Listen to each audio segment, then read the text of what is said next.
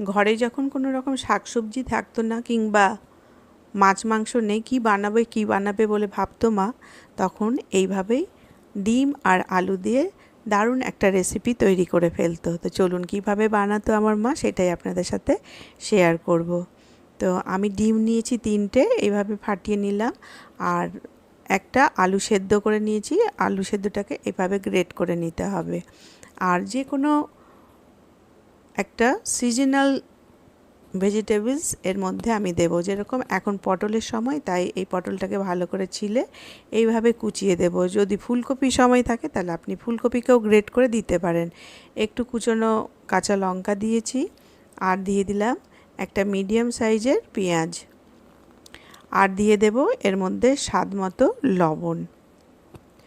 বানানো কিন্তু খুব সহজ, কিন্তু খেতে হয় অসাধারণ। আর দিয়ে দিলাম অল্প করে হলুদ। এবার এটাকে ভালো করে মিক্স করে নেব। একবার যদি বানিয়েছেন আপনারা তাহলে দেখবেন এটা খেতে কতটা সুন্দর হয়ে থাকে, আর এটা বারবার আপনাদের বানাতে ইচ্ছে করবে, কেননা একদম ইউনিক রেসিপি। আর ঘরের বাচ্চা বড় সকলেরই পছন্দ হবে। আমাদের ঘরে যখন কোনো রকম মাছ মাংস কিংবা ভেজিটেবলস নেই, কিংবা একই ধরনের খাবার খেয়ে বোর হয়ে যাচ্ছি, তখন কিন্তু এই রকম ধরনের রেসিপি আমার মা বানাতেন এবং এখন আমি বানাচ্ছি, যেটা আমার ঘরের বাচ্চাদের প্রত্যেকের পছন্দ হয়, আমার হাজব্যান্ডেরও ভীষণ ভালো লাগে। তো আপনারাও একদিন ঘরে এইভাবে বানিয়ে প্রত্যেকে খাইয়ে তাক লাগিয়ে দিতে পারবেন।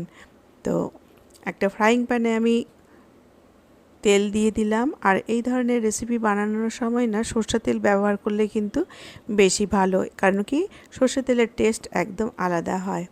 এখন আমি সেই ফ্রাইং প্যানে পুরো ডিম, পেঁয়াজ কুচো আর পটল এইসব দিয়েছি, সেগুলোকে আমি এখন এর মধ্যে ঢেলে দেব। যেরকম আমি এখন পটল ব্যবহার করেছি, আপনারা যে কোনো ভেজিটেবলসই ব্যবহার করতে পারেন। তো পটল দিয়ে একবার আপনারা এইভাবে বানিয়ে খেয়ে দেখবেন, ভীষণ ভালো লাগে, আর এর কোয়ান্টিটিটাও বেড়ে যায়। আর যেহেতু ম্যাশ আলু করা আছে, যার জন্য এটা খেতেও কিন্তু একদম অন্য ধরনের হয়ে থাকে। এটা দেখে নিতে হবে যে নিচের দিকটা কুক হয়েছে কি না।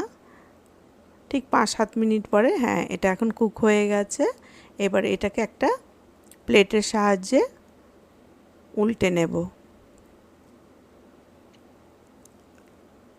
এবার ওপরের দিকটা এইভাবে দিয়ে দিতেই এটা সুন্দরভাবে নিচটাও কিন্তু কুক হয়ে যাবে। দেখুন নিচের দিকটাও সুন্দরভাবে কুক হয়ে গেছে। এবার এটাকে আমি একটা প্লেটে ঠান্ডা হতে দেব। এবার এটাকে আমি পিস পিস করে এখন কেটে নিচ্ছি। আপনি গরম অবস্থায় কাটলে কিন্তু ভেঙে যেতে পারে, একটু ঠান্ডা হয়ে গেলে তারপর এটা কাটলে বেশি সুবিধা হবে, যার জন্য এইভাবে সাইজ মতো আমি এখন ঠান্ডা হওয়ার পরেই কিন্তু কেটেছি। বানানো খুব সহজ, খেতে হবে অসাধারণ। আমরা তো ডিমের অনেক রকম রেসিপি বানিয়ে থাকি, তার মধ্যে কিন্তু এটা একদম অন্য ধরনের, অন্য স্বাদের। তো একবার আপনারা ঘরে বানিয়ে দেখবেন, আপনাদেরও ভীষণ ভালো লাগবে।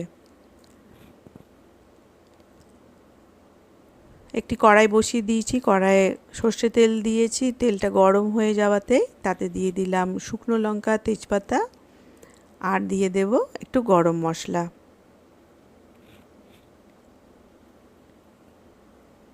দিয়ে এবারে একটু হালকা ফ্রাই করে নিয়ে এর মধ্যে দিয়ে দেব একটা বড় সাইজের পেঁয়াজ। পেঁয়াজটাকে এইভাবে এখন লাল লাল করে ভেজে নেব।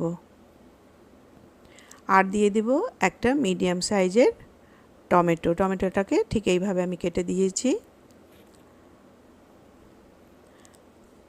আর একটু এর সাথে ভালো করে ভেজে নিলাম। এটা একদম পুরো মিডিয়াম ফ্লেম দিয়ে এখন বানাচ্ছি। জিরে গুঁড়ো দিয়েছি, ধনে গুঁড়ো দিয়েছি, যেগুলো আমাদের ঘরের সাধারণ উপকরণ থাকে সেই দিয়েই কিন্তু বানানো। রঙটা ভালো আসবে, যার জন্য আমি একটু লাল লঙ্কার গুঁড়ো দিলাম, আদা পেস্ট দিয়েছি, আর দিলাম রসুন পেস্ট। দিয়ে এটাকে এখন আবার ভালো করে এর সাথে নাড়াচাড়া করে নেব। একবার আপনারা বানিয়ে দেখবেন, আপনাদেরও ভীষণ পছন্দ হবে। স্বাদ মতো দিয়ে দিলাম লবণ, একটুখানি দিয়েছি হলুদ, আর একটু দিয়ে দিলাম আমি যে কোনো সবজি মশলা কিংবা মাটন মশলা, বিরিয়ানি মশলা এরকম ধরনের দিলে কিন্তু এর টেস্ট খুব ভালো হয়। তা আমি এটাতে মাটন মশলা দিয়েছি। দিয়ে এবার এটাকে ভালো করে নাড়াচাড়া করে এবার এর মধ্যে জল দিয়ে দেব। জলের পরিমাপটা আপনারা নিজেদের আন্দাজ মতো দিবেন। আর যে কোনো রান্না করার সময় গরম জল ব্যবহার করবেন, তাতে টেস্টটা খুব ভালো আসে এবং খুব তাড়াতাড়ি রান্নাটা তৈরি হয়ে যায়। একটু ফুটে উঠলেই তার মধ্যে এবার ডিমগুলো যে আমি কেটে রেখেছি, মানে ডিমের যে রেসিপিটা আমি বানাচ্ছি সেটা এখন আমি এর মধ্যে দিয়ে দেব। একে একে সমস্ত দিয়ে দিলাম। আমি আবার কয়েকটা তুলেও রেখেছি, কেন কি আমার ঘরে বাচ্চারা একটু কাঁচা খেতেও পছন্দ করে, মানে ঝোলে দেওয়ার আগে। যেহেতু এর মধ্যে সেদ্ধ আলু দেওয়া আছে, যার জন্য এটা খেতে খুব ভালো হয়, খুব নরম হয়ে যায়। দেখুন দেখতে কি সুন্দর হয়েছে। দেখতে যেরকম সুন্দর হয় খেতেও কিন্তু খুব ভালো হয়। একটু গরম মশলা দিয়েছি। এটা একদম পুরো এখন আমি লো ফ্লেমে কিন্তু কুক করছি। আর দিয়ে দিব একটু ঘি। এটা এখন পুরো তৈরি হয়ে গেছে। দেখুন কেমন সুন্দর হয়ে গেছে। আর রেসিপিটা করতে কিন্তু বেশিক্ষণ সময় লাগে না। আর দিয়ে দিলাম একটু ধনেপাতা। ধনেপাতা দিলে এর টেস্ট আরও ভালো লাগে। আপনাদের যদি ভালো লেগে থাকে রেসিপিটা, একটা লাইক অতি অবশ্যই দেবেন। আজ এই পর্যন্ত, ধন্যবাদ।